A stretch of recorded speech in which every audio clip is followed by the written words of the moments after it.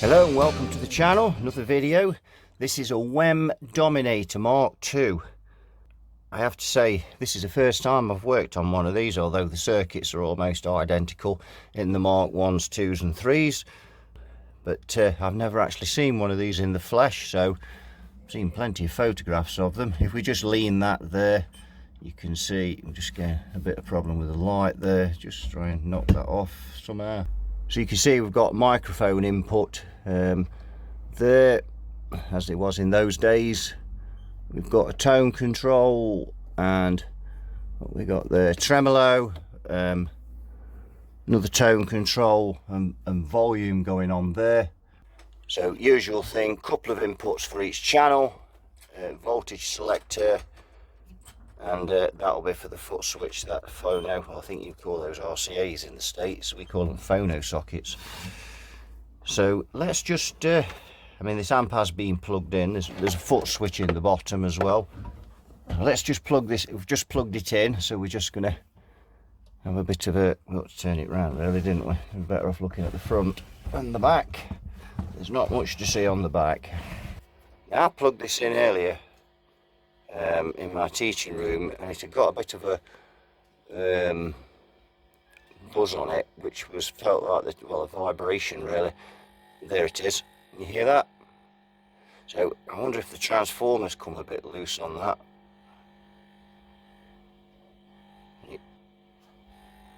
Strange.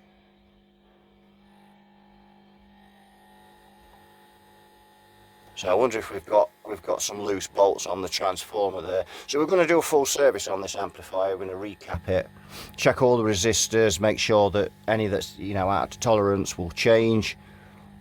Just go through it. So let's get the back off and get started. Right, we've got the back off it, and we've got a rather tasty Celestion Greenback in this. That's very nice. Disconnected the speaker lead because we're going to take this chassis out. Got the original mullards, you can see in there. They're probably the original ones, and they're very nice. We'll need to test those. Problem I have found on this though as well is this mains cable. There's a couple of points on it there and somewhere else, can't there? That doesn't look very good, so we're going to have to definitely change the mains cable, power cable. Electrolytic there, up there you can just see, if we just go up, that's a 50 plus 50, and we've got a 1.5k drop-in resistor for the screens there, I think. Yeah, that will be changed as well because it's carbon comp. We've got a capacitor under there, that's probably a 32, that's for the smoothing on the preamp stage, so that'll be changed. And the rest of the components are on the other side of the board, because we've got to take the board out, but that's no big deal. What else? So yeah, there's the screws there and there to drop this chassis, so we'll drop it out and get it on the bench. Right, we've got it out the chassis, out the case, sorry, and just having a look round. It's a bit dusty, but you'd expect that.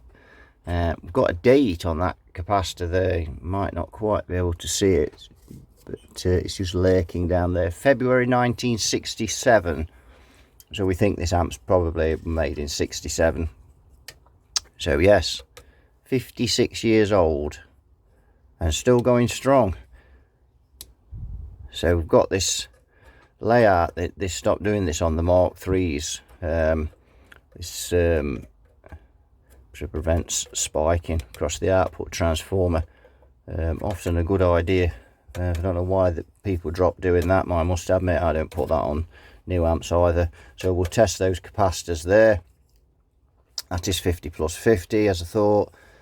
So it was a bit of a swine to get out the cabinet, because there wasn't just those two bolts, two screws there. I suspect there may be, there's 3 holes there on the side. You can probably see better that side, so I've got a feeling there might have been 2 screws in there. I'm going to have a closer look, but we've got these bolts up inside, so it took a few minutes to get those off. A bit of a pig to get to, but got them off. So yep, I just tip this way because of those tubes, and you can see the mullard tubes there looking close. These will have a date code on them. Not very good at reading date codes on tubes, but I'd have to go and look that up. But we know the amps from that capacitor is probably about 67 anyway. So we're just looking inside now. We can see, let me just slide it back a bit so you can see a bit more of it. Get another light on. So yeah, so you can see that capacitor there. We're not sure what that is, but we're guessing it will be about 32 on that.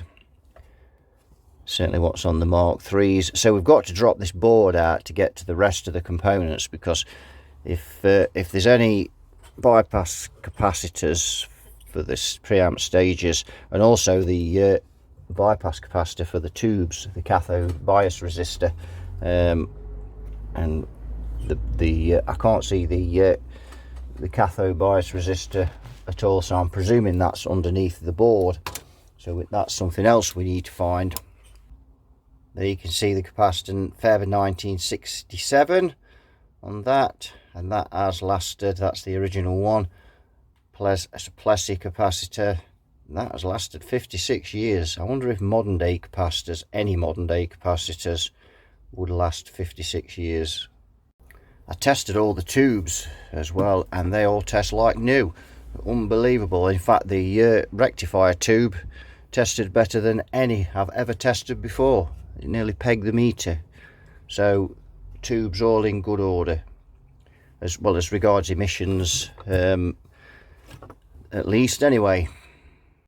So I took this capacitor out. It's a Doublier, and it's 16 microfarad, not 32, so we should be looking for a 16 to go in there. So we're going to take this board out. I've took the nuts out.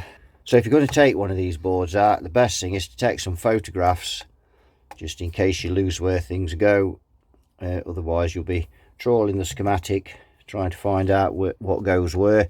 It's easier just to, I mean, obviously I've got a video of it, just go back and look at it if there's anything we're not sure. Usually when you disconnect most things, pretty obvious where they go, because they're roughly still in the same place. But it's always best to take photos, and then you're 100% sure. Right, so I've turned the amp around, and I've now got the board out, and you can see we've got some electrolytics. We've got 4 there. They'll need to be changed. Of course, another problem with this is we could well put all this back together and find some of these caps are leaking, because even testing them, they can leak under load. The mullards are unlikely. There's a couple of these Weimars here. Sorry, one Weimar. I'm not sure what that one is. We test all the resistors, make sure they're in tolerance while we've got this board out, but those 4 need changing there. 50 microfarad and 50 microfarad. I think the cathodes are split on this amp. I'm just looking to see if there's 2 bias resistors, which should be around 100 ohms. Can't see those at a glance. It could be this side. What are those 2 there? 270 ohms. I think those will be the cathode resistors. Yeah, 270 ohms on there, I'm guessing. So we just got to check that from where they're wired to on the sockets. But yes, pins 3. Yeah, 270 ohms. So they are the cathode resistors for the output tubes, and they're the cathode bypass capacitors. These 2 are probably cathode bypass capacitors, and I think they are, because yeah, that's 1.5k, so that's a bypass capacitor for that. Not sure about that one there. I'll have to trace out where that one goes, but we know, at least we know 3 out of the 4 what they're doing. Right, so we'll get those changed, and we'll come back and we'll have a look again. So I'm testing some of the resistors on this, and that one I've just got the probes on there is a 470k. What can you say? The bias resistors, 270 ohms. That one's exactly 270 ohms. The other one's 267, so that's only 3 ohms out. Let's try this next one along. think those are the grid leak resistors for the output tubes, 470k, I'm guessing. Look, I think they are. If we pop that on there, 474, we'll take that, won't we? That's unbelievable. 10k on this one. Let's just pop that in there, 10k. 9.84. Well, none of these carbon comps have drifted.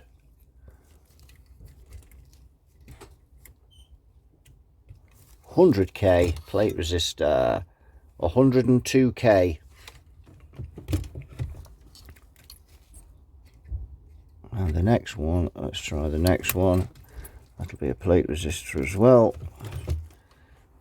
104.7k. So again, well inside. Another one here.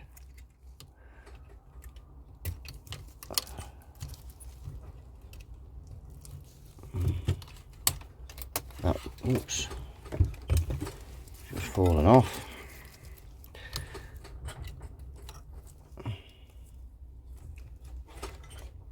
Heh, 99.9.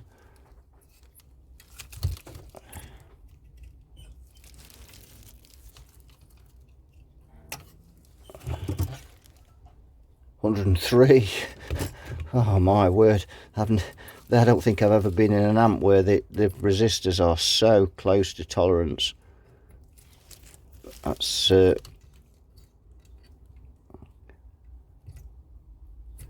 those are just grid leaks there.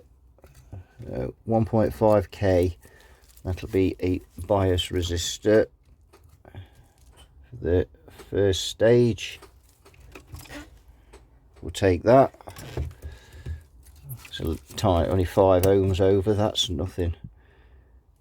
So what else? 56k. I'm wondering if that's the grid stopper for the input stage. Hello.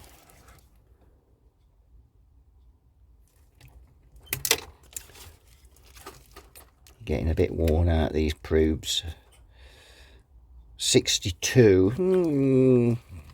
That's okay. The first one we found that's a little over. All these 1 megs, they'll be grid leak resistors. So if they're only a little bit out, it's no big deal. We'll test those in a minute. 333k, that's 362, so that's borderline, but I'm tempted to leave it. I don't want to start taking these resistors out of this amp if I can avoid it. Try and keep it as original as possible. I don't know. That one's a little bit over. 333, 362, 33 ohms. It's borderline. It's 10%. I think that'll be all right, you know.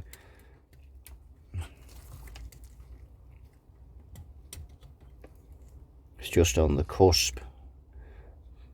That one is 47k, and that is spot on.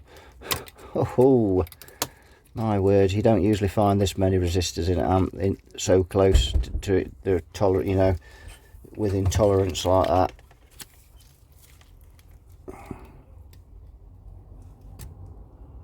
See that 1 meg? Look, 1043. That's no issue.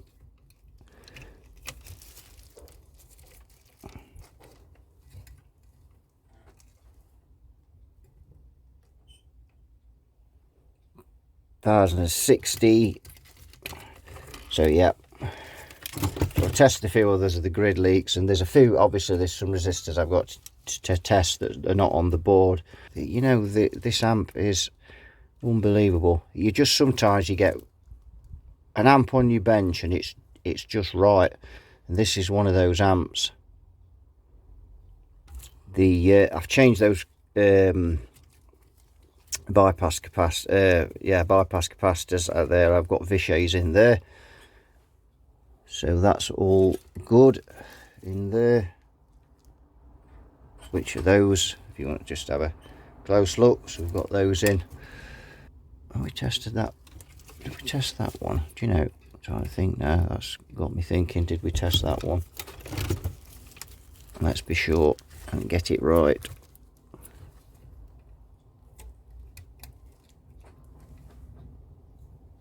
105k. Yep, that one's in tolerance. That's pretty good. So all's looking good with that board, and I think we're going to be just fine with that. You know, I don't want to, I could swap all the capacitors, swap all the plate resistors. This amp's not, don't seem it's had a lot of hours, and maybe I don't know whether that's wax. Can you off the no, it can't be, can it? That's on the wrong side. I don't know what that is, no idea whether something was spilt inside it at one time or what. It's no big deal, or whether it's just from the factory.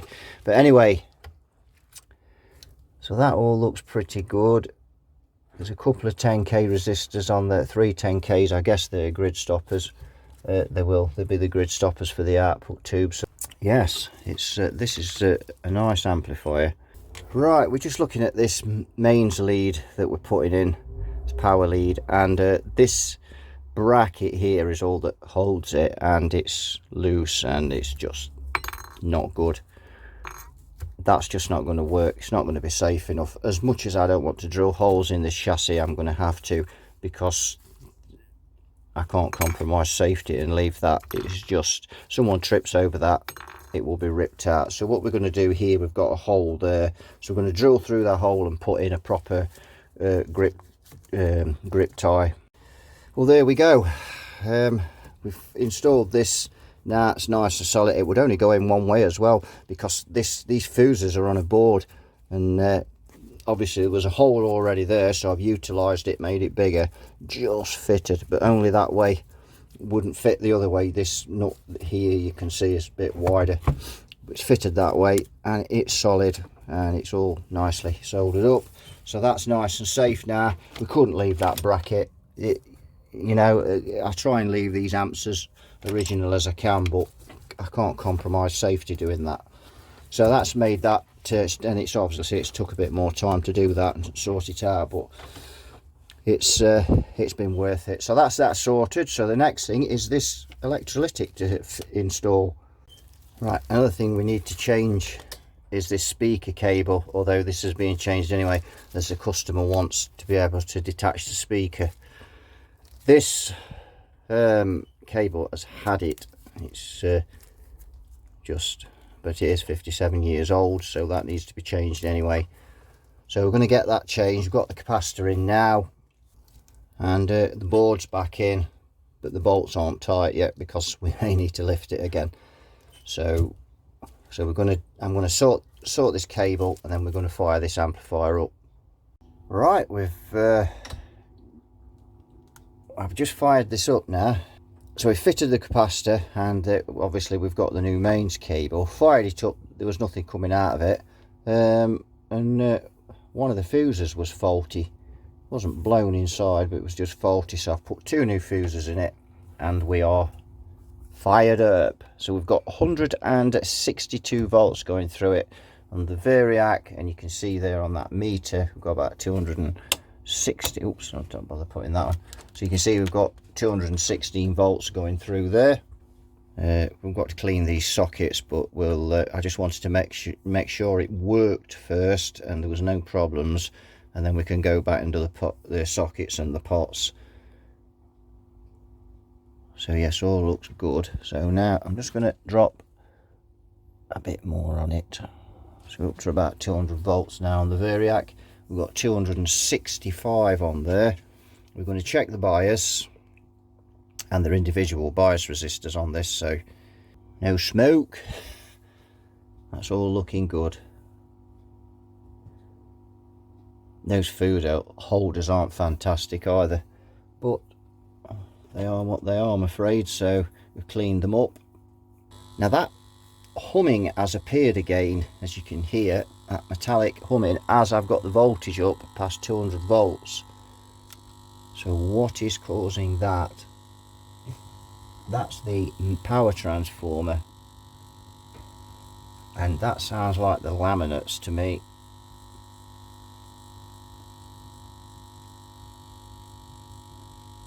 So we're going to have a look at the bolts and tighten that up.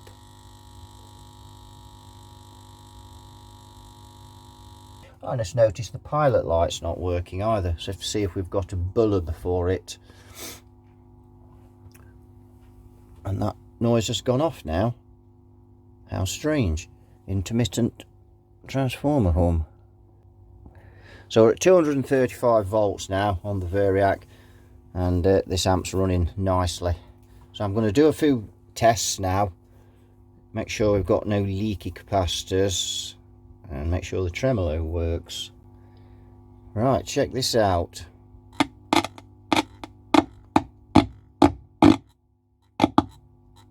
don't quite know, I wasn't sure what that was, and then I've just spotted it, and I'm just going to switch off. Pilot light bulb is blown, I'm guessing, and the reason it's blown is because that's why. So if we remove that pilot light from there, that terminal, where's a pointer? Use this pen. That terminal on the pilot light there is touching that terminal there, and that is because someone has tightened up this pilot light and they've turned it, and this, with this chassis having flex in it, that's been virtually touching. So you can see that there, look. I'll just move that purple wire and you can see easier. So that's what's been happening there, and that's been closing onto there. Obviously I've loosened that off, but if I push that flush tight now, you can see it goes right over it, and that's what's been causing that. So someone has tightened up that pilot light and drop that onto the HT feed, the AC feed of the transformer. So that pilot light has had AC through it, and quite a high amount of it as well. So we need to address that, don't we? That's not good. Good job we spotted that. Not a very good bit of designing, that. Right, we've fathomed out what's happened with that pilot light. They put the wrong bulb in as well. I've actually got one of these Wem Custom 15s which is done as a head, and I've just robbed the bulb out of it. We're going to have to look at doing something with that, because it's the problem with this is it's got no thread on it. It's a latch through type, and it can just be turned onto those contacts. So I'm going to have to come back to that, but main thing is I've got it running and the tremolo works. So if we just go back, so the tremolo works, which is good.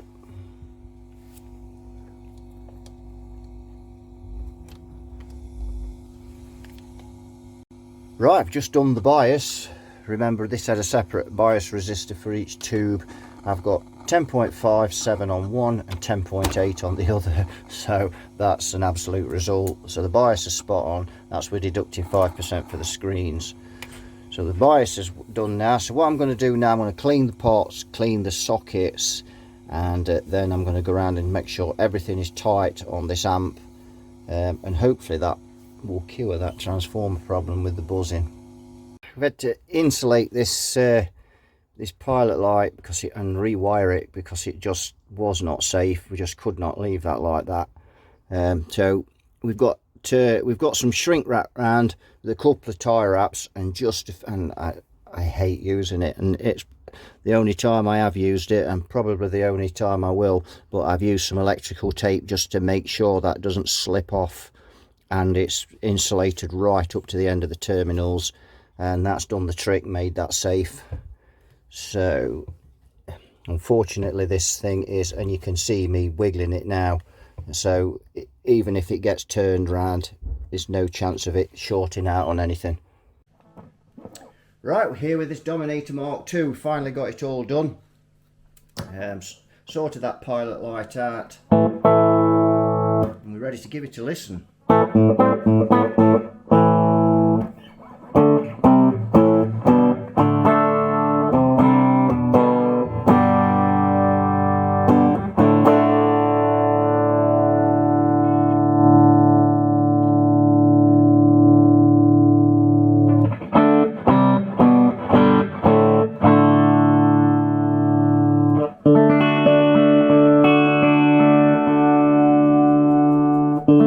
That's the microphone channel.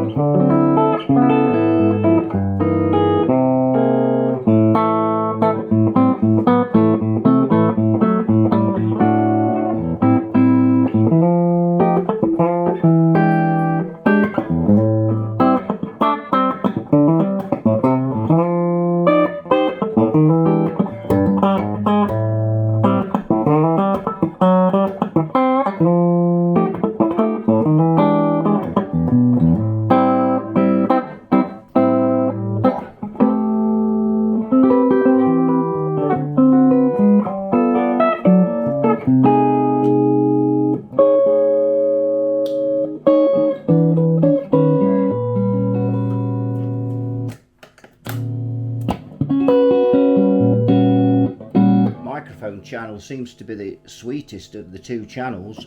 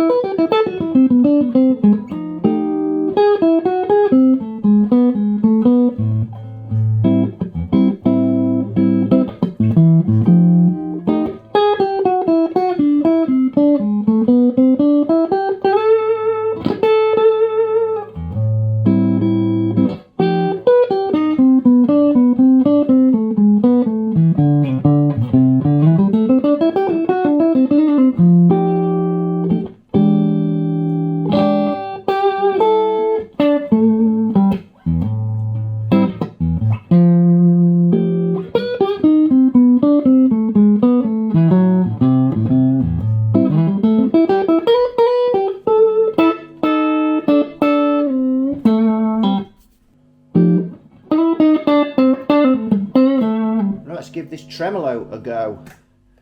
I think for that we need to be in this channel.